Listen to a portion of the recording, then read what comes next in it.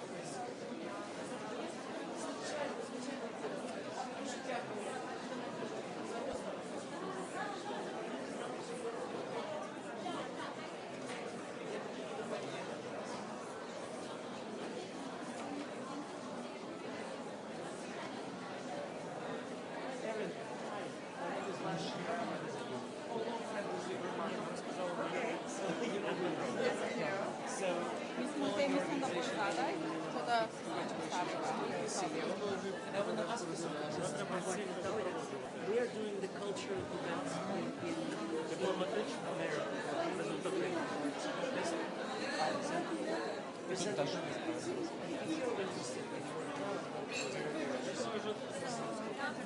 Yes, Katerina, I know. Yes, she's the one. She's the one, yeah. Thank you very much. Appreciate it. Good luck. Say hi to Kira. And Nick. I know. Вийшло класно. Хоча ви перепрошую, що за дякую за допомогу секретаря. Це важливо говорити. Трошки я. У вас зрештою все гаразд? Ну і дуже шкода, що швиденько подякую. Дякуємо. Так, і ми не змогли думку включити вже, бо мені вже записки приносили. Тому що президент чекає. Так що я дуже прошу.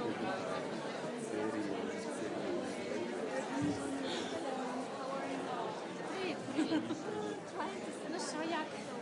Це рівень, молодці. Але трохи всі прям.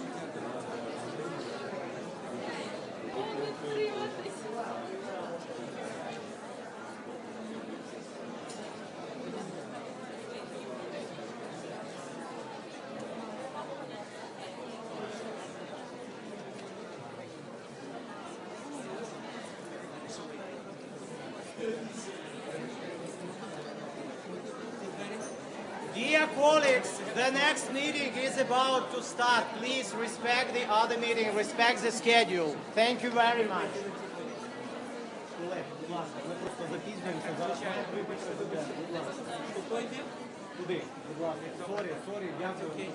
Так, потом Жені поздороваюсь на бок.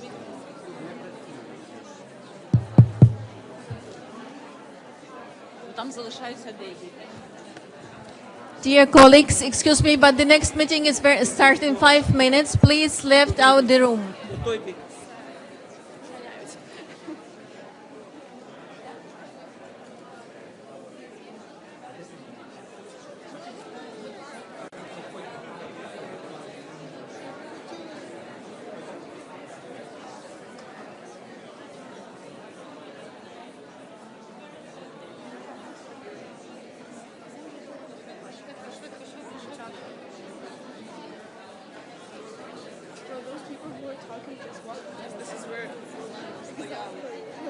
Take a picture. Yo, go right there. Go right there. Take a picture. Here, go right here. Go right here. Go right here. Go right here.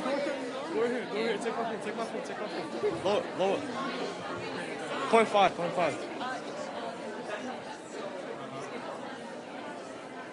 You want to go? Hold on, I'll get this one, dude.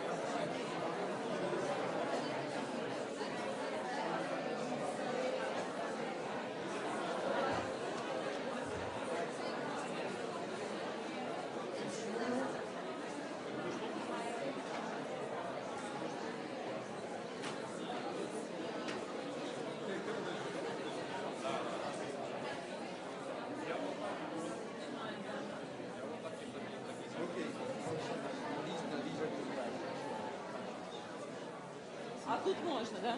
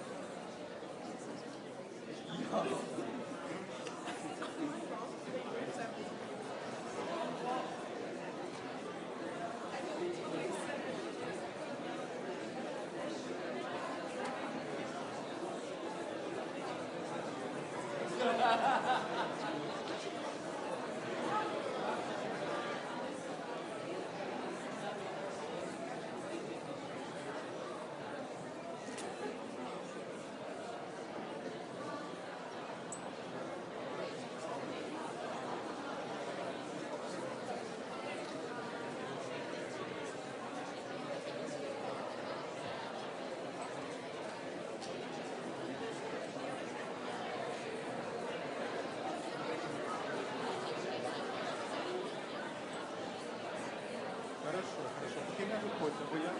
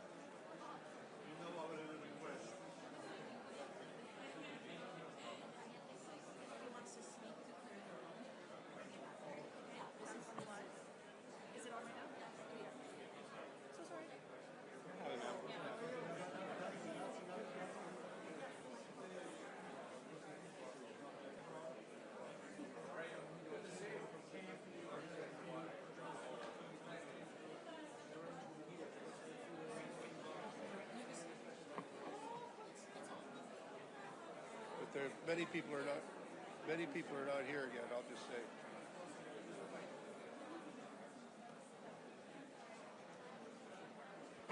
I wonder if I could ask people to please take their seats. I know there's been a long meeting beforehand. It took us a while to get in. But I would ask everyone please to get seated, if we could, get started. Our guests of honor are waiting to arrive, but we want to make sure we get moving ahead. Please.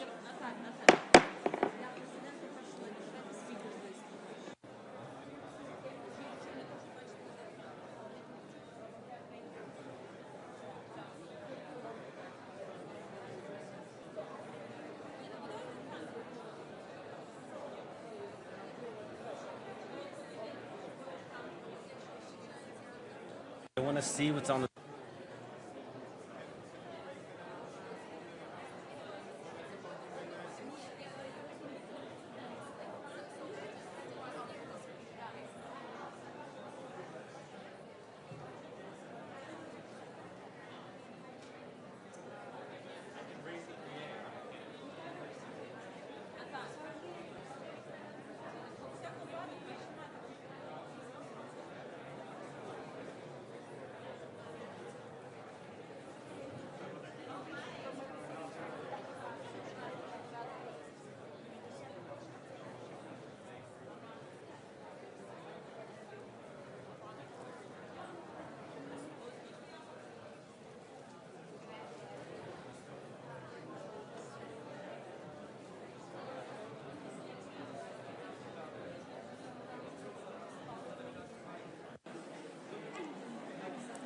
I would kindly request, please, if you would please sit down and take your seats.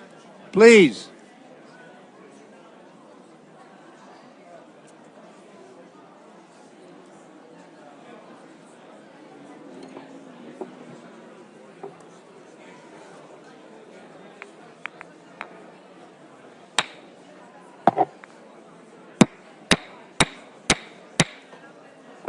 Please take your seats.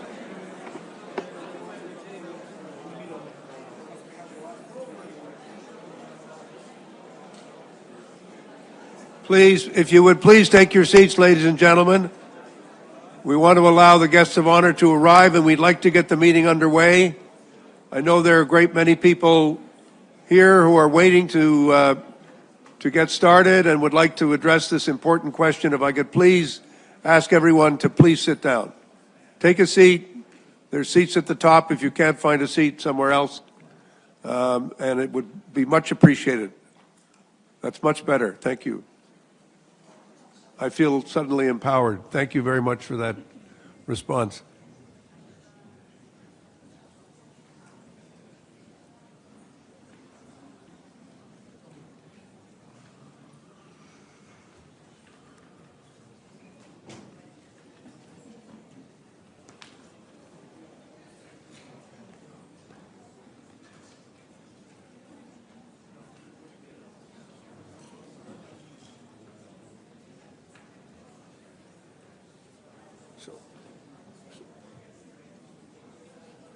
Are they coming? Are they coming? I know, but are they coming? I want to.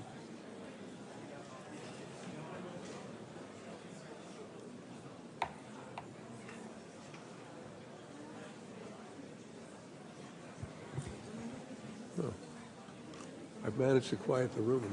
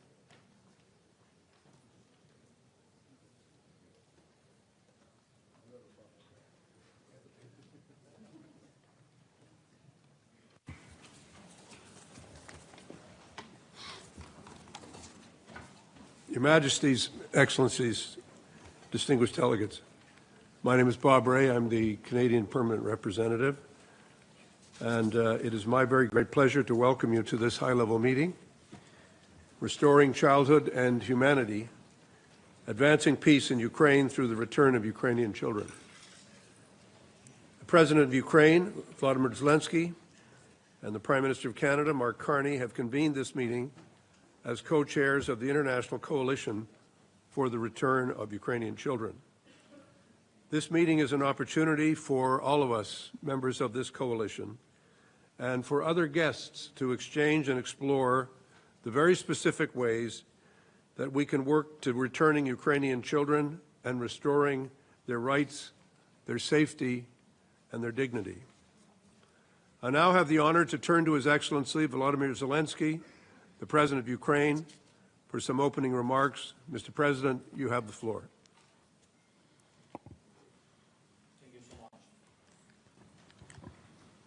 Thank you very much.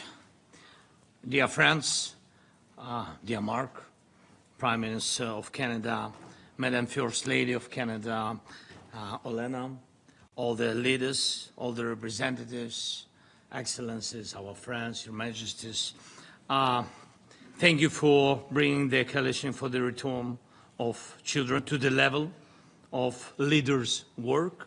And this is a very good sign. And thanks Canada, thank you Mark for your strong leadership.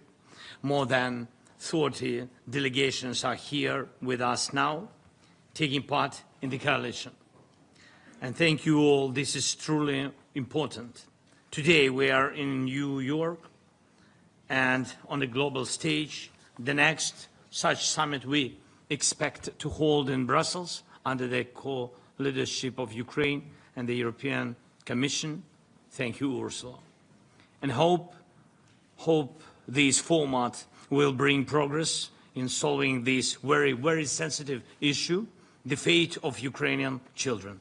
Thousands and thousands of our children are victims of Russia's double crime. Russia first abducted them and deported them, and now it tries to steal everything they have inside, their culture, their character, their bond with family, and their identity. Maybe not everyone here is a parent, but everyone knows how quickly children grow, how precious every moment is, how fragile their first steps in life can be. And so one of the greatest things adults can do is to give a child a normal childhood. And one of the lowest crimes imaginable is to replace childhood with war and its cruelty. For years, we have been fighting to bring our children home, and we need real results, which means the actual return of all the abducted Ukrainian children.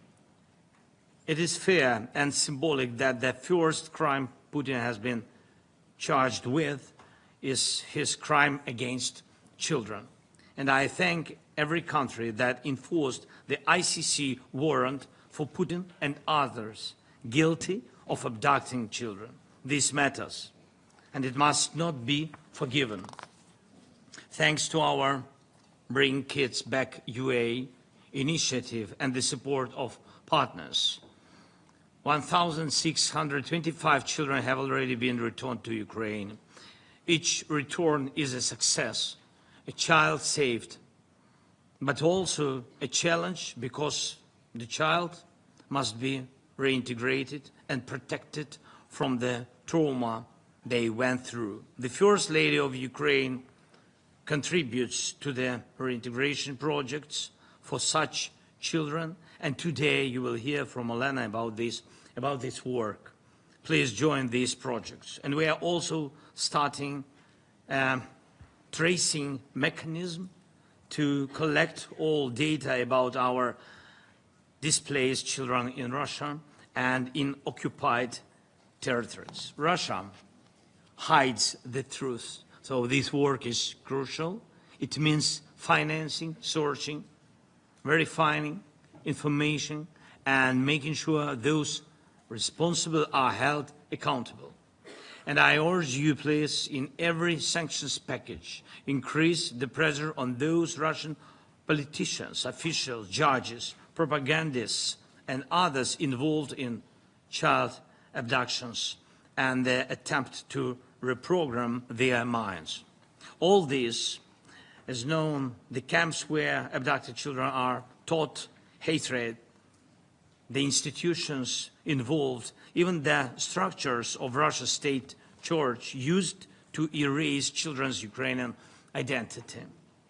And everyone who does not close their eyes and acts in response defends humanity. Everyone in Russia who is involved in child abduction, re-education and abuse will be sanctioned. Sanctions packages are never easy, but adding those guilty of crimes against children makes this war stronger and gives it moral force. Dear friends, in Turkey, we gave Russia's representatives an initial list of 339 children, clear data, just a small part of the thousands we must save. So far, Russia has done almost nothing, not even given real information about these children. They refuse to give real information, neither to us nor to international organizations. Please, let the result of this coalition meeting be support of initiatives to find, return, and reintegrate our children, and real pressure on Russia through sanctions. We must turn attention into action. We need your support and support of partners in the General Assembly. And this year we'll introduce a resolution condemning the abduction and deportation of children. Forcibly taking children from one nation and trying to re-educate them for the benefit of another is an obvious crime.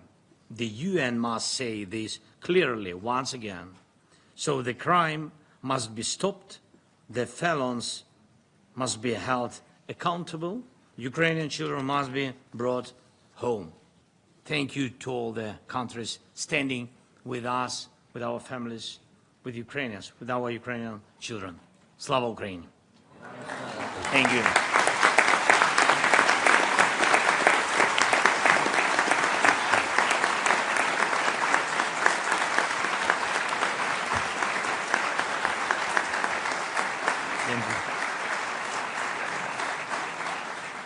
Thank you very much, Mr. President.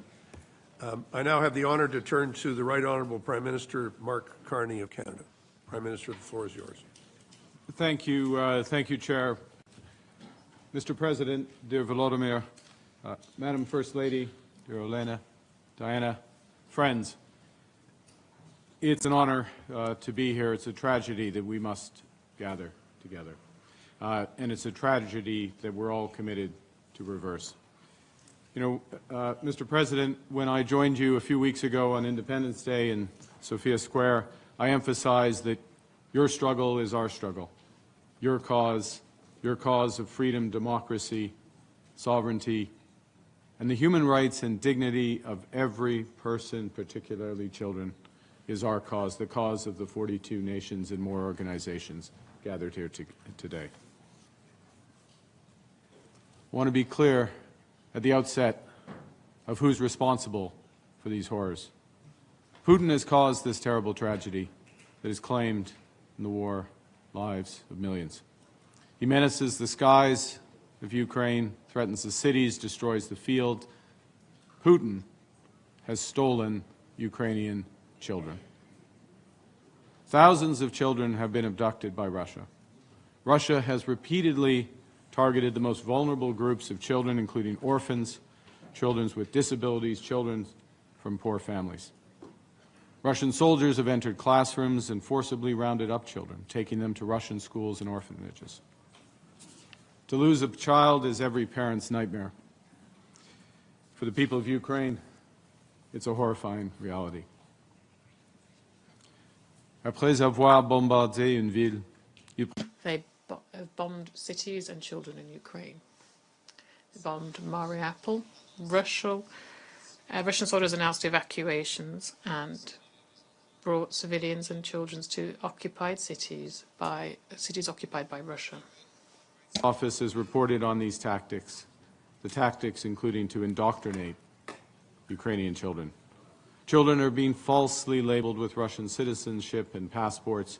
A decree to fast-track citizenship, the citizenship process for abducted children, has been signed by Putin himself. In the Russian school system, abducted Ukrainian children are exposed to war propaganda and given military patriotic training. Secondary schools are required to send lists of students aged 18 or older for conscription in the Russian armed forces. Each of these inhumane acts are violations of international law. And the 42 members of the International Coalition for the Return of Ukrainian Children are united in our mission. We're committed to the safe return of Ukrainian children, that this must be part of any negotiated settlement. As you mentioned, Mr. President, the coalition has provided Russia and Turkey with an initial list of 339 children to be brought home today. But this is just the beginning. There are thousands more children who've been illegally abducted, who've endured these horrors, who must return home. And as co-chair, Canada will intensify our work with Ukraine, with our European partners and the United States, to secure the immediate unconditional return of Ukrainian children. We're investing millions in a HALAS system to support the use of AI in locating and identifying Ukrainian children who've been unlawfully deported. We welcome the recent powerful appeal to President Putin by the First Lady of the United States to consider the plight of children in ending this war. You know, decades ago, a U.S. president led a peace effort with Russia through nuclear disarmament and adopted the slogan, Reagan adopted the slogan, trust but verify. It couldn't be more different, Vladimir Putin and Mikhail Gorbachev. When peace comes, we can't trust but verify. We must deter and fortify. We must start to drive that peace with the sanctions you mentioned. Canada has sanctioned over 300 enablers of the Russian regime, over 3,000 individuals. We stand ready to reinforce those sanctions further with our European partners. And I welcome the President of the United States' call today, repeated today, for secondary sanctions on Russia. Russia must be deterred, I'll finish with this, from ever thinking that they can threaten Ukraine's or Europe's freedom again. We have to fortify Ukraine's forces that have fought so valiantly and for so long. And by marshaling the strength of the coalition of the willing, President Stubb, I salute your leadership in that, dear Alex, we can help secure a durable peace. But that peace is only truly peace with the reunification of children with their family, with their homeland, and we will not rest until that happens. Slava Ukraine.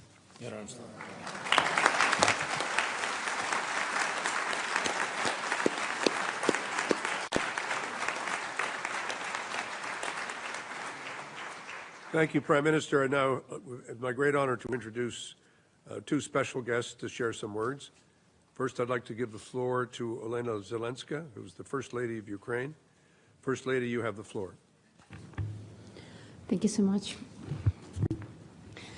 Distinguished attendees, leaders of representative members of states of the International Coalition, members of royal families, Your Majesties, First Ladies and Gentlemen, and honored guests. Obviously, I wish to speak today about painful truths. Around the world, we say that children are our most precious treasure. We cite the Convention on the Rights of the Child and many international agreements meant to protect them. Yet too often, children become the very first victims. They are left unprotected. There is a saying, one crime is a tragedy, many crimes are statistics. If one child were abducted, we would be outraged and demand justice. But what if an entire state, using its institutions and army, abducts not only one, but thousands of children?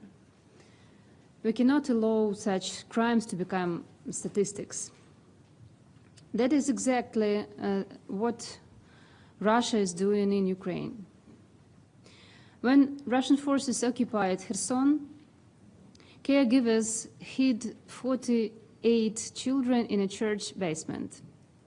Among them was 10-month-old then Margarita Prokopenko. Later, while treated from bronchitis in the hospital, she was seized by Russian officials during so-called inspections. She was taken to Moscow, illegally adopted by a Russian official closely allied to Putin, and issued a false birth certificate with a new name, Marina Mironova, and a new birthplace, Russia. Her identity erased. Of those 48 children, only 7 have been returned. The rest remain in Russia. Another case, Alexander and Christina, a brother and sister, were taken from their foster family, also in Kherson. They were separated and placed with different Russian families. Alexander's Ukrainian passport was confiscated, preventing him from returning to Ukraine. In January 2024, he took his own life. He was buried in Russia without Ukraine being informed. His sister remains there, and we still have no contact with her. There are not relocations and evacuations. These children are victims of repression. Their identities are changed, their ties severed, their hopes destroyed. Ukraine cannot bring them all back alone. Russia refuses to provide information even to international organizations and ignores the Geneva Conventions. That is why Ukraine, together with partners, created the International Coalition for the Return of Ukrainian Children. I'm grateful to Canada, to the United States, and to all who joined from the start. Today, the coalition includes 41 countries and the Council of Europe. Through these joint efforts, 1,625 children have been returned. Behind every name are months of searching, negotiation, and risk. But at this place, it would take 50 years to return them all, an entire lifetime. And these children cannot wait a lifetime. That is why the world that gives us hope is together. To avoid spending an entire lifetime and the lives of children, we need the whole international community and political influence. This is precisely what the presidents of our countries are working on. So what can we do, the first ladies, gentlemen, and civil society representatives, again together? We can help these children reclaim their childhood and rebuild their lives. Many return without homes, parents, or security. Most suffer psychological trauma and require support. That is why my colleagues and I are working in these 3 areas. The first area is family and shelter. It is crucial for a child to return to their biological family or find a new foster family. And through the Room for Childhood project, my foundation, for example, builds homes for foster families, provides transport, and ensures humanitarian aid so children can grow up in warmth and care. The second point is reintegration and healing. We organize psychological rehabilitation camps, cultural and educational exchanges, provide psychological assistance, giving children the chance to feel safe, to smile, and to dream again. Independent living. Many abducted as children are now young adults without homes or families. Ukraine is creating social apartments and supported housing for them to help them study, work, and build new lives through several state projects. Once more, distinguished guests, returning Ukrainian children is not a political matter. It is a test of our humanity. It is a humanitarian call. When it comes to humanity, neutrality is impossible, I'm sure. I urge you to join us. Every country, every institution, every family can be part of this process, helping children to come home and to feel at home. I dream of the day when you can meet these children in their families, in their communities. And I know some of them personally. Their resilience and courage are extraordinary, greater than many adults could show. And despite all they have endured, they still believe in the world, in the future, and in us adults. And we must finally live up to their trust and their hopes, because they are the future of our world. It's simple, but that's true. Thank you.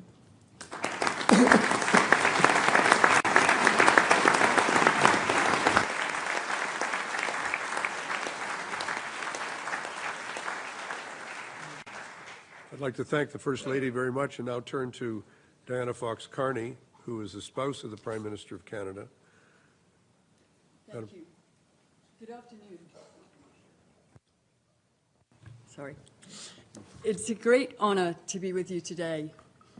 Canada has proudly stood with Ukraine since the beginning of Russia's illegal invasion. Our country is home to 1.4 million people of Ukrainian descent. Canada and Ukraine are deeply connected.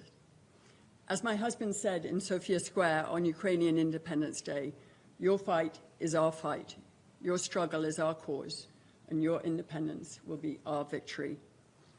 Canada will always stand in solidarity with Ukraine.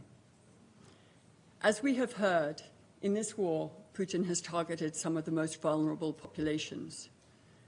It is incomprehensible what the thousands of abducted Ukrainian children and their families are living through. As a mother, I simply cannot fathom the horror. What these children have endured is more than unjust, it is inhumane. I want to share with you the story of Ilya. At age 9, in the Russian shelling of Mariupol, Ilya saw his home destroyed and his mother killed before his eyes. He suffered injuries from the attack, and Russian soldiers took him to the Russian-occupied Donetsk. Doctors performed an operation to remove a fragment from his leg with no anesthesia. Ilya describes these doctors trying to turn him into a propaganda tool, telling him he must no longer say, "Glory to Ukraine," but instead, "Glory to Ukraine as part of Russia." No one in Ilya's family knew where he was. He was 9 years old, alone. Ilya's grandmother learned of his location only because she saw him in a Russian Federation video of the hospital. With her relentless determination, she secured his return.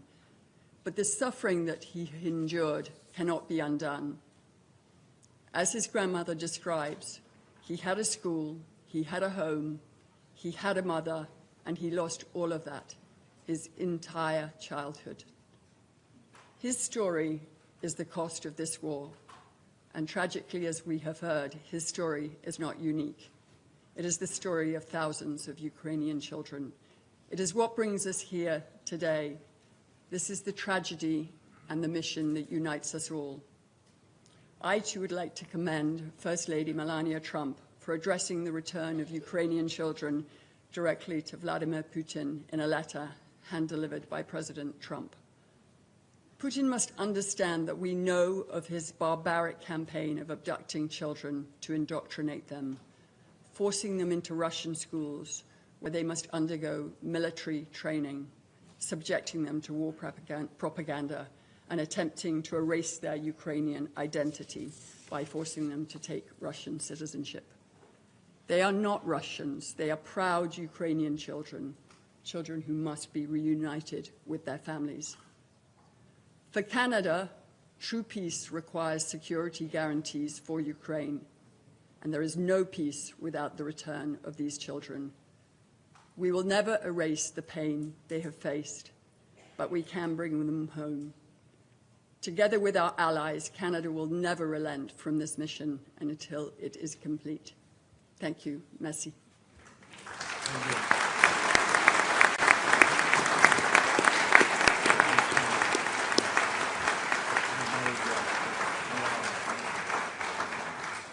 Thank you very much, Madam Carney. We're now going to hear statements from heads of delegation in accordance with the list of speakers. Now, this is when I ceased being popular in presenting the President, my Prime Minister, and the First Ladies. And now I have to play the bit of a heavy and say that it's 2 minutes. And a light will start to flash when the minutes are up. So we will not be preventing people from speaking at all. We're trying to bring as many people in as possible. And in order to move things along, I'm going to stop talking.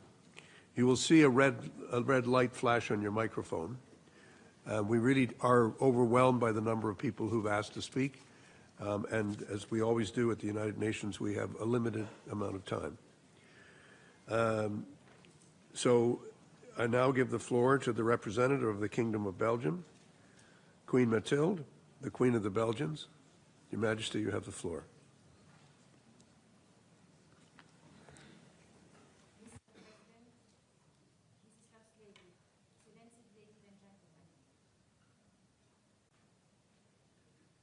I would like to start by expressing my heartfelt empathy towards all the Ukrainian children whose lives are being seriously compromised. Many children have died or been wounded as a result of horrendous attacks on civilian targets. Children live in fear of losing their lives and of losing their loved ones. Countless children cannot go to school. Many of them are displaced inside Ukraine or abroad. Families are torn apart. Ukrainian children cannot enjoy the innocent, carefree childhood they deserve and need. The reports of children being taken away from their families are heartbreaking. These reports point to an intense violation of their rights in a deliberate, organized manner. Independent experts have established that this deportation of Ukrainian children amount to war crimes. The forced adoption, acquisition of Russian nationality, militarization, and indoctrination of Ukrainian minors must stop. We must spare no efforts to identify and locate all unaccompanied and separate Ukrainian children that have been transferred or deported. We must continue to work on solutions to protect the children and restore family ties. Children's rights, and specifically the protection of children in armed conflict, is of the highest priority for my country. Belgium supports UNICEF in its efforts to monitor and report on the violation of children's rights. We have provided specific funding for UNICEF projects in Ukraine, including assistance for unaccompanied children and those separated from their families. My country also supports on a bilateral basis initiatives that benefit children and their education. Every day that the rights of Ukraine's children are violated, it compromises their future. And the children of Ukraine constitute the most precious component of Ukraine's future. Belgium will continue to support the coalition and the UN agencies to make sure that Ukraine's children will be able to flourish in an independent, prosperous, and safe Ukraine. I thank you for your attention. Thank you. Thank you, Majesty.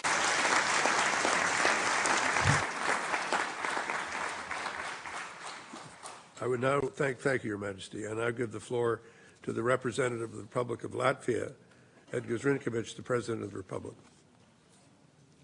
Thank you very much, Excellencies. Since 2014, Russia has abducted or forcibly relocated almost 20,000 Ukrainian children. They remain far from home, continue to be stripped of their national identity, adopted in Russian families, indoctrinated as soldiers for the occupying power. These atrocities are a direct result of Russia's war, deliberate violation of international laws and Geneva Conventions.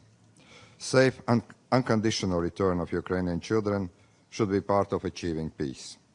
We commend Ukraine for placing its people at the center of the peace talks. Excellencies, we will not let Russia get away with these crimes.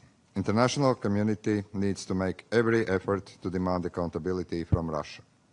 Latvia encourages broader sanctions targeting perpetrators of Russia's policy. We must ensure that the protection of all children at the forefront of our efforts. Children grow fast. Time actually is not on our side. About 1,600 children have been returned, but it's not enough. We need to continue to pressure Russia to share the lists of children and their locations, give access to the International Committee of the Red Cross and human rights monitors. We will do everything in our power to return and to protect Ukrainian children. Latvia is ready to work together with Ukraine and other partners within the initiative to provide safe pathways home for Ukrainians returning home, especially deported children. We will continue to raise international awareness, working together with international organizations and non-governmental sector. We will be tireless in this endeavor until the last child is back to his or her loved ones. Thank you very much. Thank you very much, Mr. President.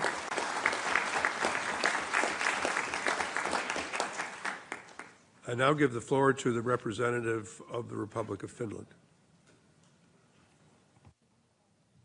Thank you very much.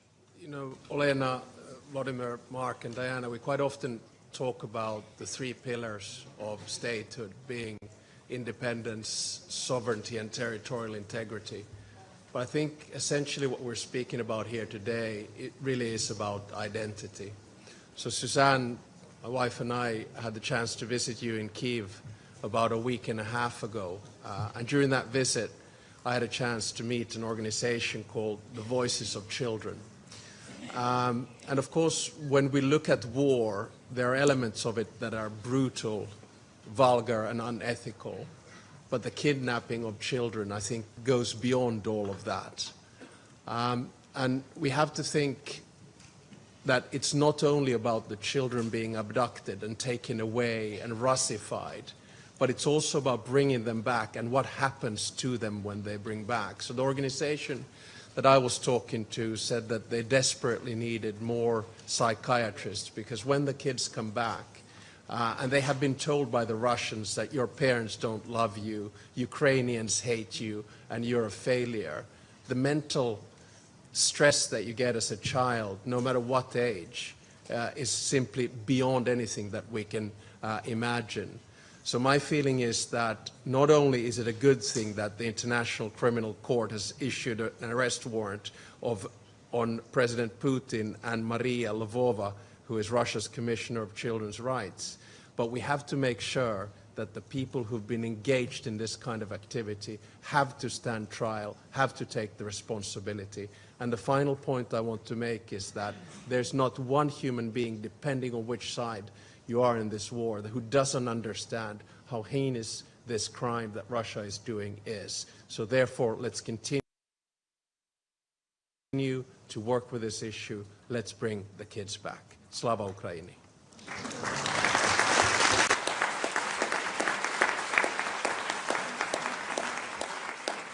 I want to express my appreciation to President Stubb. I now give the floor to the representative of the Czech Republic, President Pavel. Thank you. Dear Volodymyr, Olena, dear Mark and Diana, thank you for the opportunity to address you on this really important issue.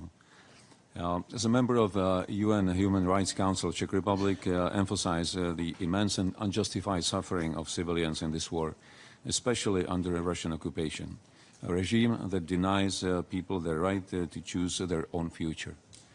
Czechia condemns the deportation of children from Ukrainian regions under temporary Russian occupation as a grave violation of human rights.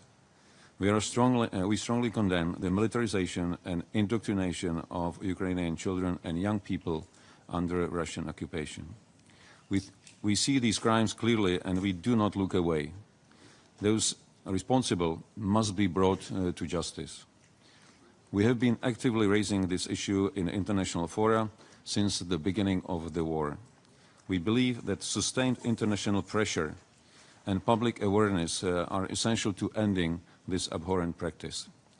Czechia is also providing financial support to several Ukrainian non-governmental organizations working actively on human rights abuses in the occupied territories, including the situation of forcibly displaced Ukrainian children. Earlier this year, in February, I met in Prague 3 deported children from Mariupol, Kira, Ivan, and Maxim. And hearing their stories was a vivid reminder that by abducting children, Russia is not only committing a crime, it is trying to steal and deny Ukraine's future. We will continue to support the work of the international coalition to bring every deported Ukrainian child back home. No child should ever be torn from their family, their home, or their future.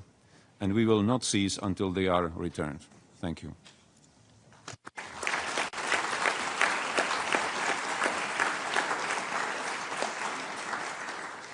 Give our thanks to President Pavel, and I'll give the floor to the Prime Minister of Norway in recognizing the extraordinary work that Norway has done as co-chair of the working group on the release of prisoners and deported persons.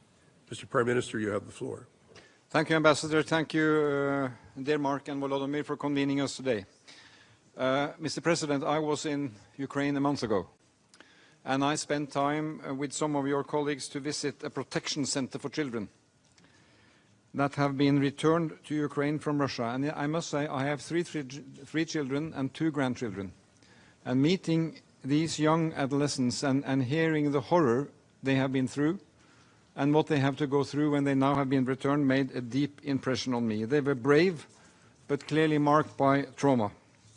So they have experienced, as we all repeat in our interventions, the worst thing you can, to be forced away from family and friends and deep uncertainty about the future. So it is good that we come together, and basically this is a full hall, but I think all of the United Nations should be behind this. We have a Child Convention, we have Geneva Conventions, and this is explicit number 1 in both of them. This is truly unacceptable. The situation for the stolen children of Ukraine reminds us of the horror of this war. So the plight of the children is at the heart of any credible path to peace, and it was a part of your formula, Mr. President. I salute Canada for its systematic work and also the NGOs and the civil society that is backing up this. No one wants peace more than the Ukrainians, and no one deserves peace more than the children of Ukraine. So we stand by the demand that Russia must return all of the children that have been forcibly deported. A good place to start would be to return the children on the list submitted by Ukraine. So if Russia has any intention of showing good faith, and it remains to be seen, this is a place to start. So I will simply conclude by saying that Norway is a committed friend of Ukraine. We stand with you. We have about 100,000 Ukrainians living in Norway. We are looking after them. They are looking after us. They are good people. We support the office of the ombudsperson, and we work closely with UNICEF inside Ukraine. And the key priority is to ensure that return and reintegration is done in a safe and orderly way, because the reintegration is a complex task, we know. We will support the newly established tracing mechanism to make it easier to locate and identify deported children. So forcibly deporting children is an affront to the world, and I'd like to salute also the First Ladies Zelenskiy and Trump for their engagement, showing that this is a broad humanitarian family issue, and it will deepen also the partnership, I believe, and I hope, between the United States and Ukraine. So as we develop our coalition to support Ukraine, let us make this dimension, which is a human dimension, key to our efforts. We support Ukraine with necessary arms to defend itself. We support you economically, humanitarian-wise, but this is real human dimension that we need to lift also to explain to our populations. And I also like to thank the President of the European Commission for announcing a high-level meeting on this issue, and Norway will do what we can to contribute. Slava Ukraina. Thank you.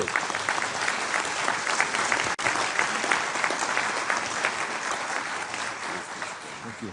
I thank Prime Minister Sture, and I also want to give the floor now to the representative of the Republic of Austria, who is the Federal Chancellor of the Republic. Mr. Strucker, yes. Distinguished co-chairs of the International Coalition of the Return of Ukrainian Children, President Zelensky, Prime Minister Carney, First Ladies, Excellencies. First of all, thank you for hosting this important meeting. Let me make one thing very clear from the outset. Austria supports a comprehensive, just and lasting peace for Ukraine based on the United Nations Charter and international law. Russia's unprovoked and unjustified war of aggression has caused 3 years of terrible destruction, deep suffering and great despair. Millions have been displaced and nearly 100,000 Ukrainians forced to flee have found refuge in Austria, among them many children. Austria remains one of the main contributors of humanitarian and financial aid to Ukraine and is committed to continuing support for Ukraine and its neighboring states. As a member of the International Coalition for the Return of Ukrainian Children, Austria stands in solidarity with Ukrainian children. In addition, Austria works directly with the Bring Kids Back initiative, reinforcing our own mediation efforts to return children to Ukraine and their families. We call for the immediate release of all children who were taken from their families by force. This is a grave breach of international law and a violation of their human rights, safety and dignity. We must continue to work together to reunite these children with their families and communities in the Ukraine. Their return is not only a moral obligation, it is integral to achieve a lasting peace. President Zelensky, you can count on Austria to stand by international law, the Charter of the United Nations, and with Ukraine. Thank you. Thank you, Mr. Kessler. It's now my pleasure to give the floor to the representative of Iceland, who is the Prime Minister.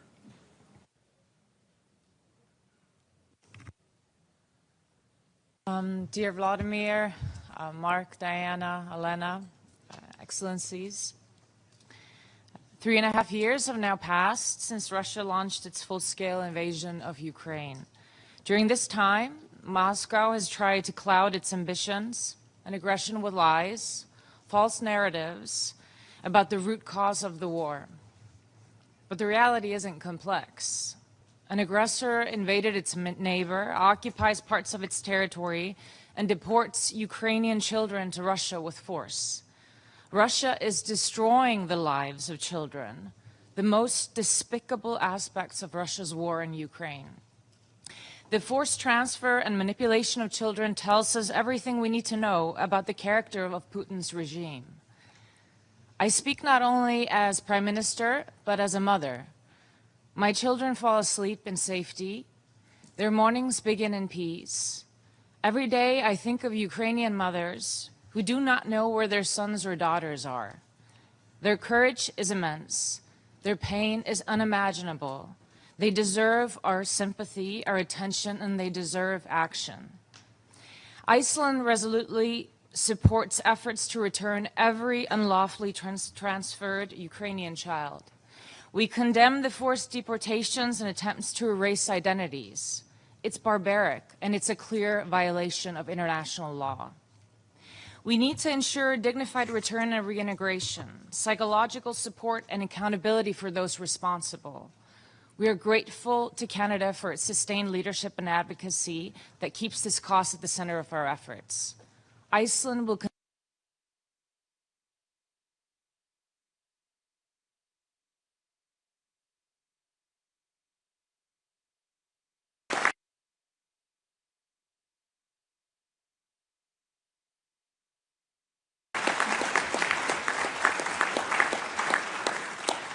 Prime Minister, thank you so much. It's now my pleasure to give the floor to the representative of the Republic of Ireland.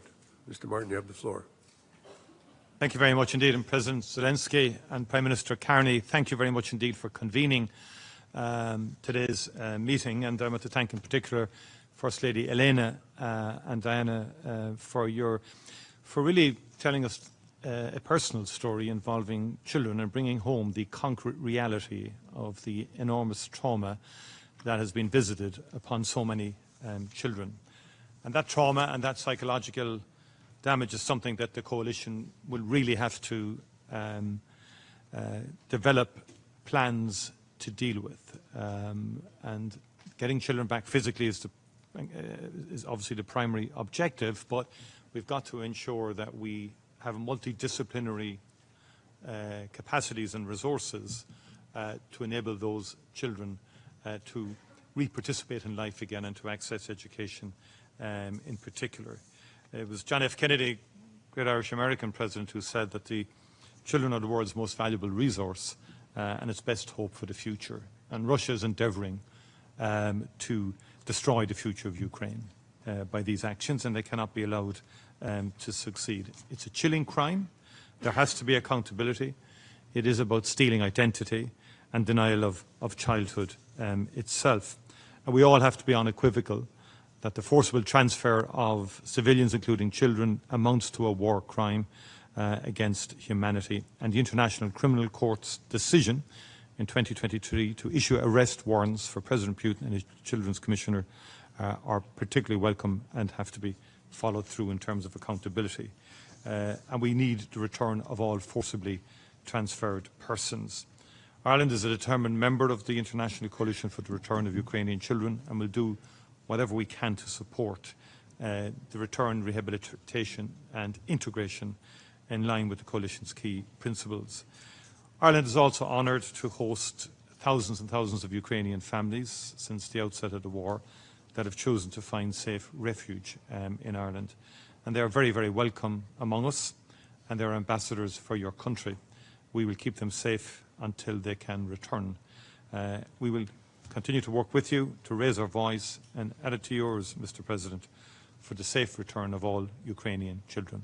Thank you.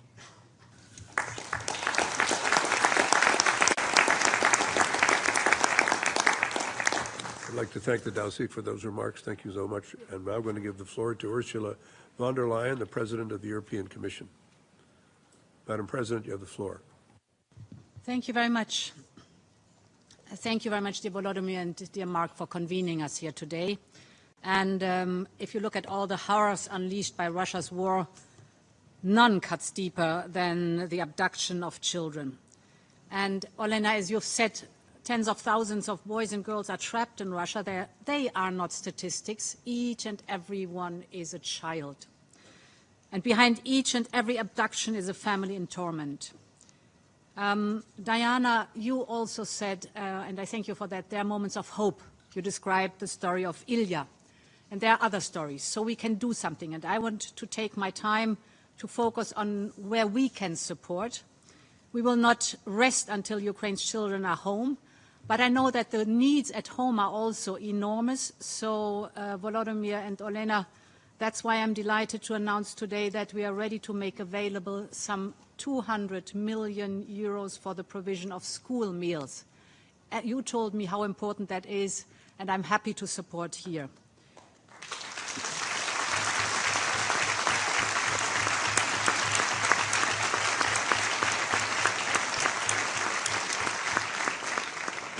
Now, let me briefly focus on the abducted children trapped in a foreign land. We want to support here, and that's why we are funding your prosecutor's office, so that families can see that justice is done. That's why with UNICEF we are investing more than 10 million euros so that when the children return, and some of you said it, they are not only welcomed, but helped to heal, to learn, and of course to dream again of a future. And that's why we have sanctioned more than 50 individuals complicit in these crimes, and more will follow. But this fight is not Ukraine's alone. It requires the world's resolve to maximize pressure on Russia. And this is why the European Union is joining the international coalition of the return of Ukrainian children. And we are very delighted and honored to host the high-level international summit to put these children at the top of the global agenda. Thank you very much. Slava Ukraine.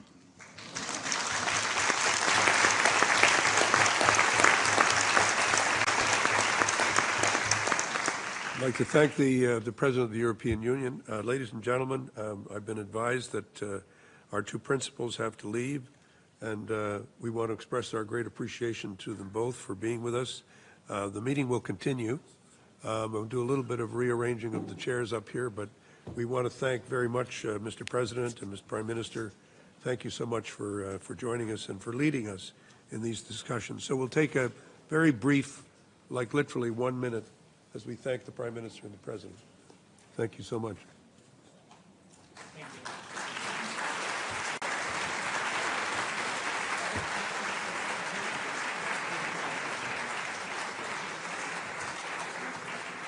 Can we move into the middle?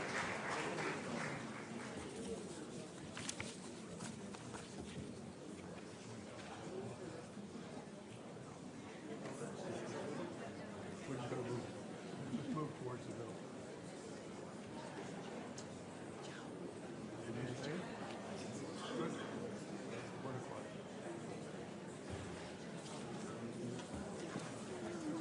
All right, we're going to continue. If I could just bring the meeting to order, thank those who have spoken.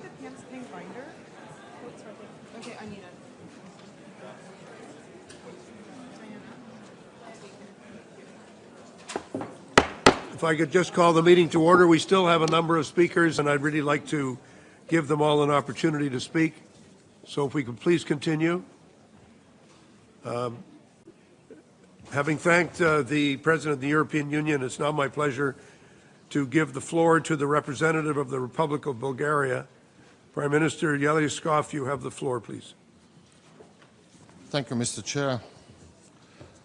Dear Madam Carney, Bulgaria remains deeply concerned about the continuing systematic violations of human rights in the temporarily occupied territories.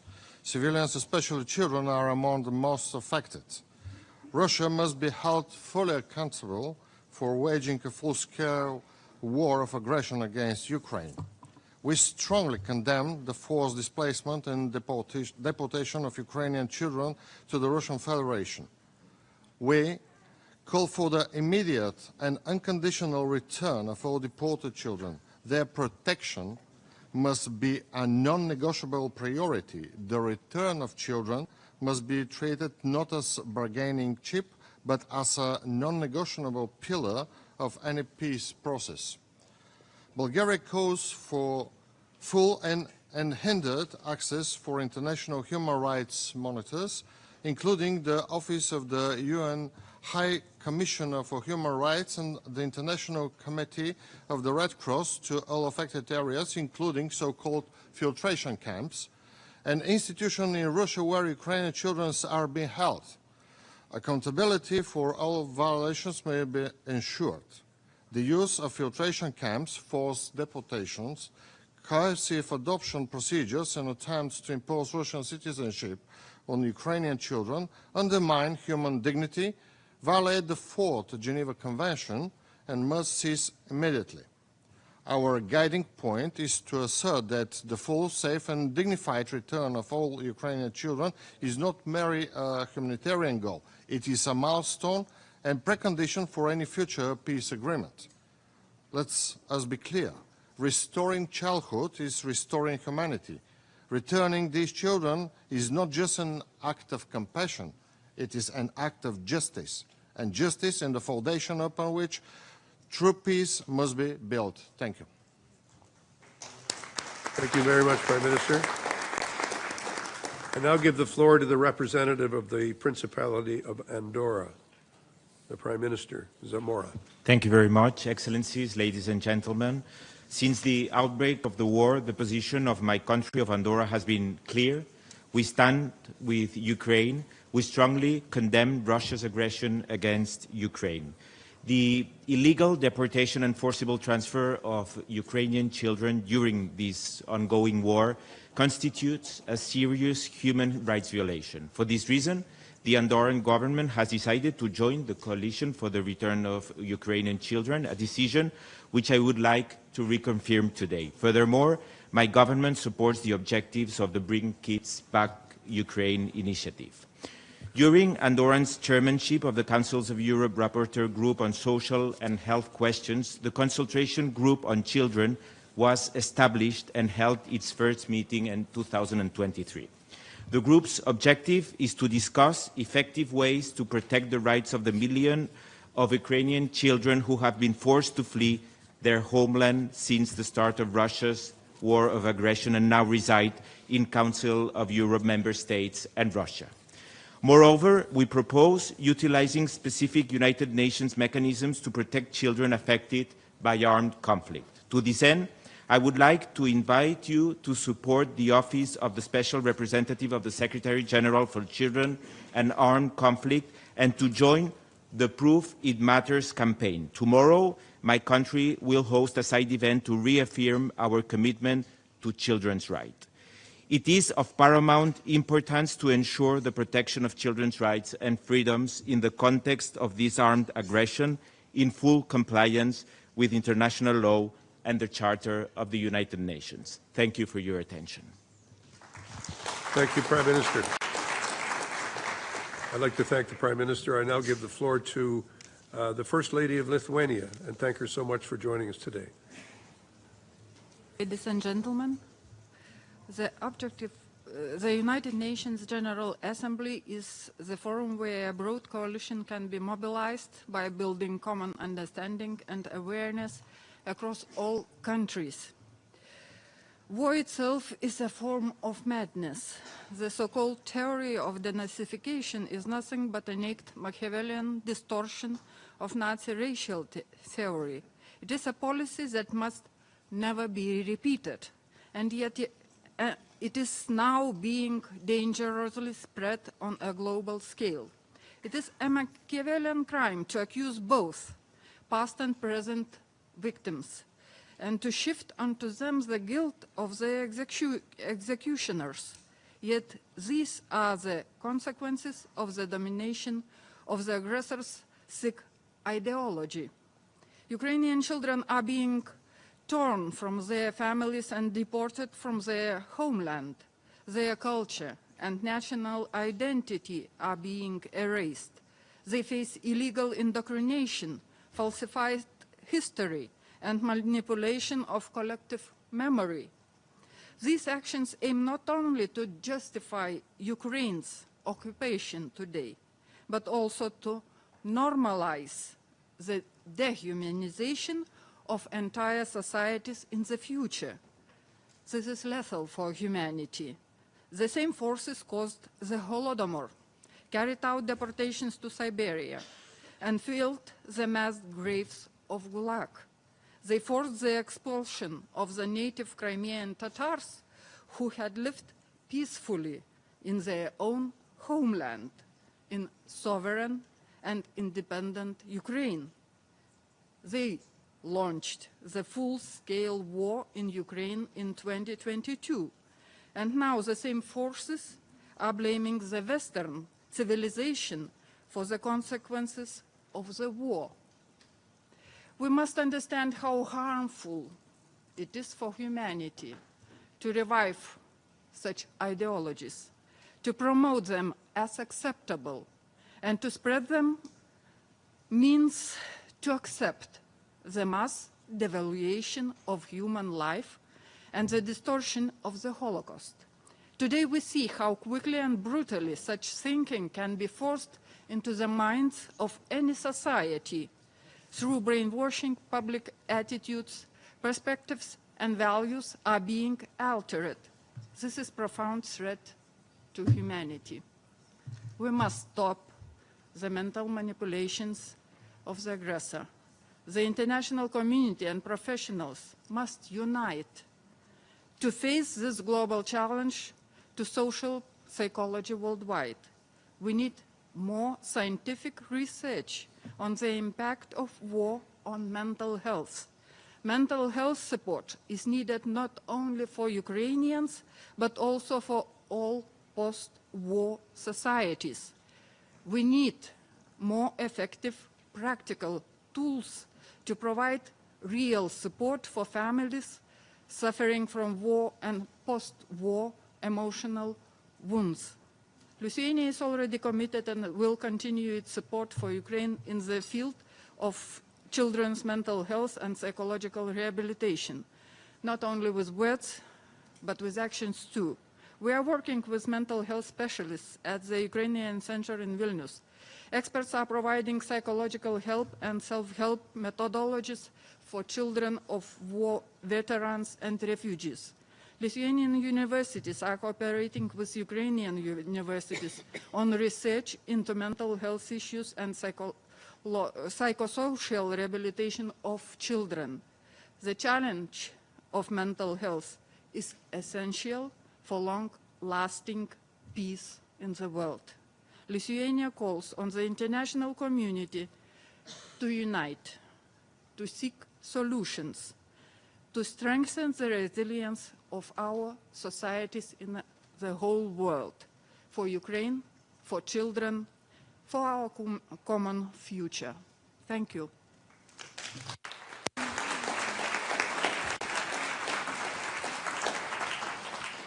I thank the First Lady of Lithuania very much for her talk. I now give the floor to General Keith Kellogg, who's the United States Special Envoy for Ukraine. General Kellogg, you have the floor. Thank you, and thanks for all of you being here today. At a recent visit into Kyiv, I visited a children's memorial. In that memorial were those that were lost in the war, but also those that were missing. Instead of laying flowers at the memorial, those who laid something down, we laid stuffed toys, animal toys, down to remember them. It's something we should think about, because we as adults, we should be ashamed that the children have become pawns in this war. And we must figure ways to bring those children back. For those of us that sit here, and those are not only the senior leaders in this room, but those on the press on my left and right as well, should make this a primary issue on the abduction of children. We as parents, and I am as a parent, as a grandparent, are appalled at the fact that children have been made pawns in this war. And briefly, even God knew that. In the New Testament, in Matthew 18:6, he said, "It would be better to have a millstone around your neck than to harm the little ones." We should always remember that. And with that, thank you for being here today. Let us bring these children home. Thank you. General, thank you very much. I give the floor now to Alain Berset, the Secretary General of the Council of Europe. Monsieur Berset. Thank you. Thank you so much, Minister Sibilla, dear Andriy, First Lady Fox Carney, Excellencies. For all of us, the children of Ukraine hold a very special place in our hearts. And it is also the case for the Council of Europe. And it is also the reason why the children of Ukraine are at the very center of the action plan that we have for Ukraine. This action plan is about resilience, is about recovery, is about reconstruction. And what does it mean for the children of Ukraine? Resilience means survival. Recovery means healing, as most of you mentioned before. And reconstruction means a future. That's why we must have these ideas in mind, and at the top of our priorities, supporting the children of Ukraine. What does it mean exactly? It means that we all must deliver where we have a possibility to deliver, where we have leverage. And for the institution I represent here, the Council of Europe, it means to deliver on accountability. Let me bring one example. In July, the European Court of Human Rights spoke with clarity and stated that Russia is responsible for the unlawful transfer and adoption of Ukrainian children and must cooperate in their safe return. And it is important to underline this because it is only international courts taking some such decisions at the moment. The second element where we can deliver is about the register of damage.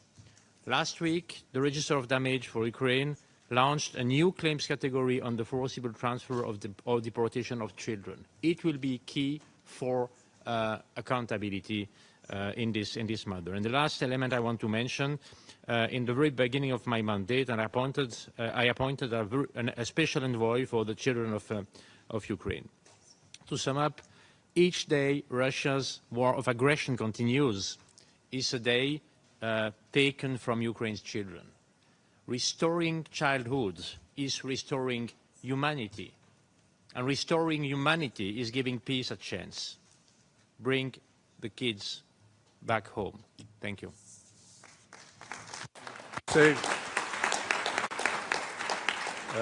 I now give the floor to, thank you, Mr. Berset. I now give the floor to the Prime Minister of the Kingdom of the Netherlands, Mr. Schoof. Thank you. Russia's war of aggression manifests itself not only on the battlefield, but in the daily lives of ordinary people too. The reality of the Ukrainian people are facing is deeply disturbing and traumatizing. Russia's regime has demonstrated a total disregard for the lives of Ukrainians, especially in the territories it temporarily occupies. Shockingly, the most vulnerable in society are specifically targeted by Russia, and I'm talking about children.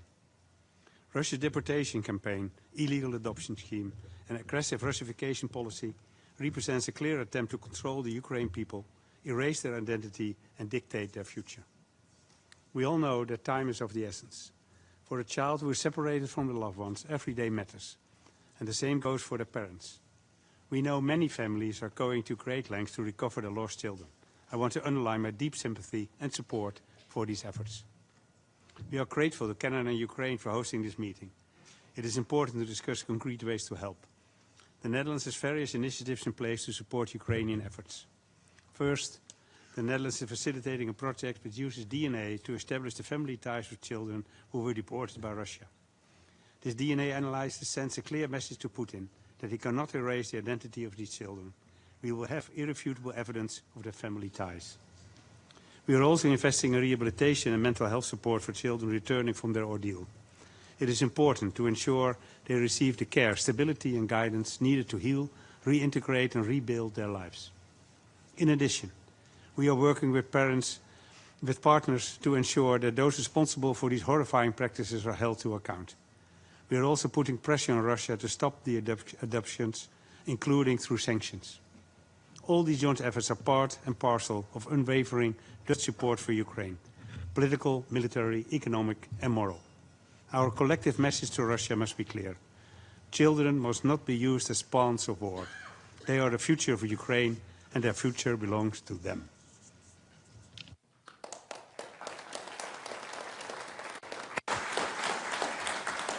Thank you, Prime Minister. I'm now going to give the floor to the Deputy Prime Minister and the Minister of Foreign and European Affairs of Slovenia. You have the floor. So much.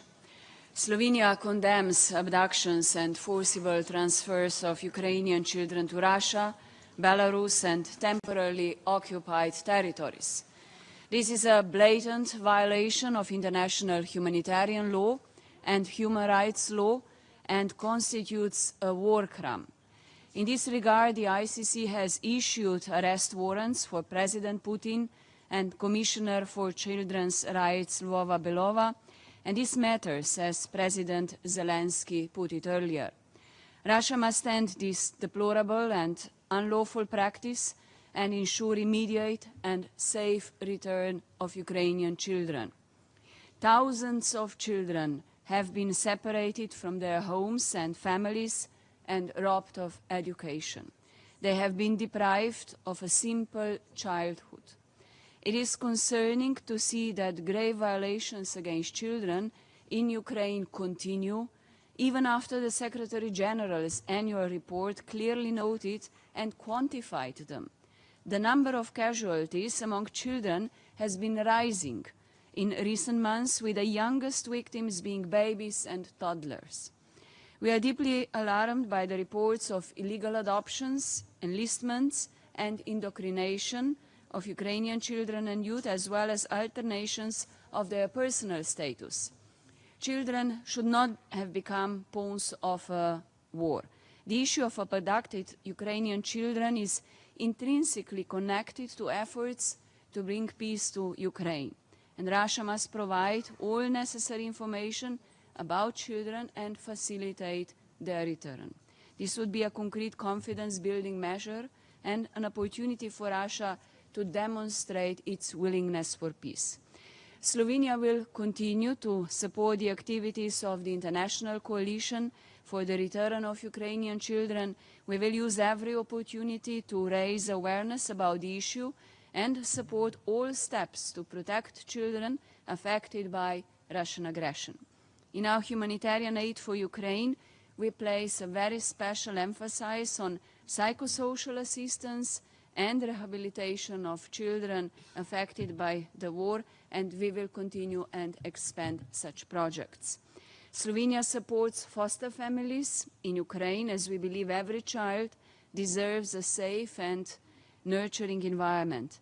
This year, we will open a foster home for 10 children, and by the end of next year, 2 additional foster homes will be built. And this concrete commitment reflects our dedication to strengthening child protection systems both at home and abroad. So we are furthermore looking into ways to provide additional support, including school meals for children and safe shelter in schools for those most affected already in this year and also next year. Thank you. Thank you very much. I now give the floor to the Deputy Prime Minister and Minister of Foreign Affairs of Italy, Mr. Tajani. Thank you, Chair.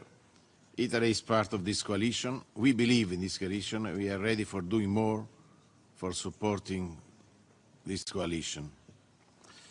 This history of the Ukrainian children is part of the disaster, is part of the violation of the international rules, but it's more than a violation of international rules. It's a crime against humanity. Because when we talk on children, we talk the human rights. For this, we need to be very strong against Russia for this. We need to do more. Italy is ready for doing more. We will continue to work together to increase pressure on Russia. We fully support efforts by the Vatican and other actors that are facilitating the return of Ukrainian children. I spoke to Pope Leo on this issue when we met last month, and he's ready and we are ready for working together for achieving our goal. The future of Ukrainian children remains a key priority for us. Then it's important to work for the reintegration at home, not easy after many years in Russia. For this, we need also we are ready also for sending psychologists for supporting the action of the Ukrainian authorities. The path to a just peace must include the return home of all Ukrainian children, and Italy is strongly committed to this common goal. Slava Ukraini!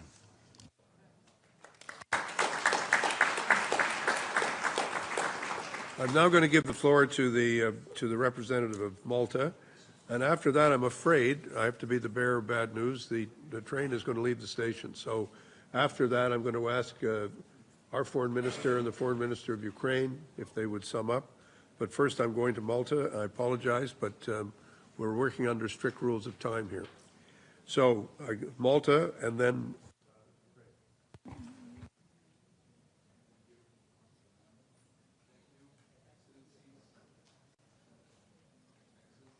distinguished delegates, Malta thanks the Prime Minister of Canada and the President of Ukraine for convening this important meeting.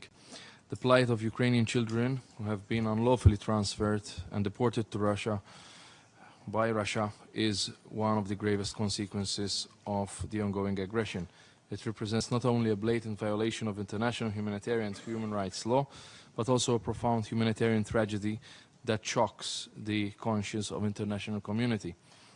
The forced transfer of children, their separation from families, the denial of education in their mother tongue, and the systematic erasure of their identity amounts to crimes that can leave scars for generations.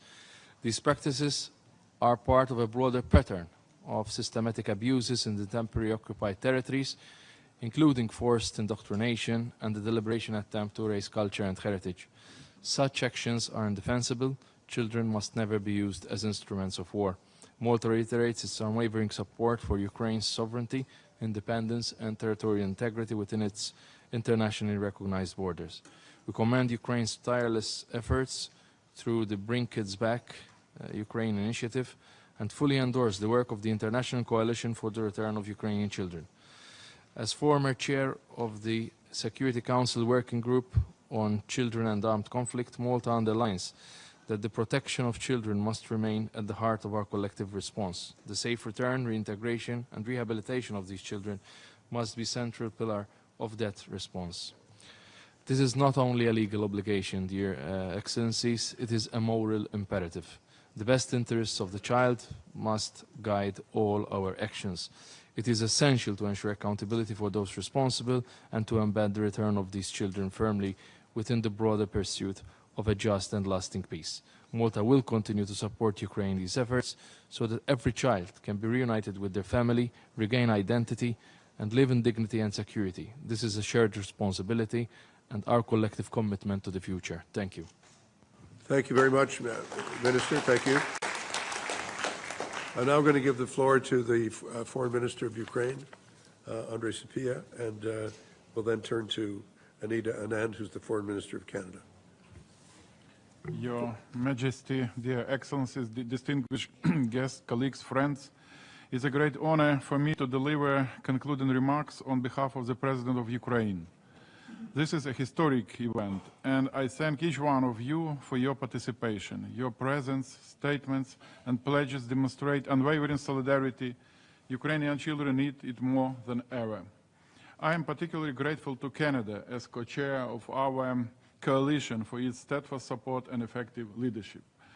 Today, we once again reaffirmed that the fate of Ukrainian children must remain at the forefront of the peace process. The return of our children is not a matter for political bargaining. It is a humanitarian duty, a requirement of international law, and our shared responsibility for the future. What Russia did and is continuing to do with Ukrainian children are not isolated incidents. Deportation, Russification and indoctrination, the elimination of Ukrainian identity, the militarization of childhood, all this a deliberate policy of the aggressor. These actions carry the features of genocide, and the world cannot close its eyes. The International Criminal Court has already issued arrest warrants for Putin and his Commissioner for Children's Rights. The European Court of Human Rights has recognized the systemic nature of these violations. For 3 years already, the UN Secretary General has placed Russia on the so-called list of shame for grave crimes against children in armed conflict. Yet this is not enough. We must continue to intensify pressure, broaden sanctions, insist on effective monitoring, and secure the return of children.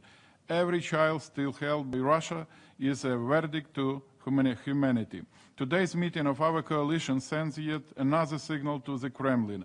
The world is united and resolute in demanding the return of Ukrainian children to their homes. I hope that observers of our coalition will soon join it as full members. Dear friends, my central message today is this: the return of our children is a path to a just peace. For real peace, we need children's rights to be restored and families reunited. Together we shall ensure that every Ukrainian child returns home to their family, to their country, and to their future. Ukraine and Canada will issue a co-chair summary of the meeting reflecting our discussions and listing the pledges. Thank you for your attention. Thank you so much. I now give the floor to Anita Anand, who is the Foreign Minister of Canada. Thank you so much, Ambassador Ray. Dobry den Visim. Good afternoon, everyone. It is an immense honor for me to be here with all of you today on behalf of Prime Minister Carney and with his spouse, Diana Fox Carney. President Zelensky, First Lady Zelenska, Minister Sybiha, my dear friend, the world stands with you. Your fight is our fight, and we cannot allow children to be statistics. L'Ukraine est en première ligne de la lutte pour la liberté et la souveraineté. Comme l'a dit le Premier ministre Carney. As Prime Minister Carney said, your cause, freedom, democracy, sovereignty, is ours as well. Take a moment and summarize some of the points that we have heard today of the thousands and thousands of children who have been kidnapped. Only 1,600 or so have been returned. Ukraine has given Turkey and Russia data about 339 children with no response from Russia to date. There is no one who does not understand the pain and horrendous suffering involved in the crimes that have been committed, brainwashing, kidnapping, stealing identities, all of children who cannot defend themselves and who are unable to understand what is being perpetrated against them. And therefore, all of the United Nations should be behind this, not only the people in this room. So we have to carry this messaging, we have to carry this impetus outside the walls of this room into the broader General Assembly, and I was so pleased to hear that President Zelensky is going to be championing a resolution that we can all get behind this year. Every unlawfully transferred child must be returned, and children cannot be pawns of war. In summary, Canada's steadfast view is that the return of Ukrainian children is one vital step in the broader imperative to ensure that children should never be used as pawns of war. Thank you.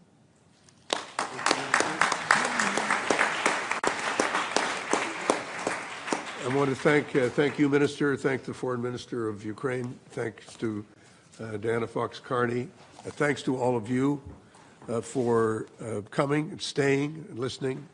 There's work to do on a vital cause. I think we all know we must not forget the children. So thank you all very much for coming. The meeting is adjourned. Thank you.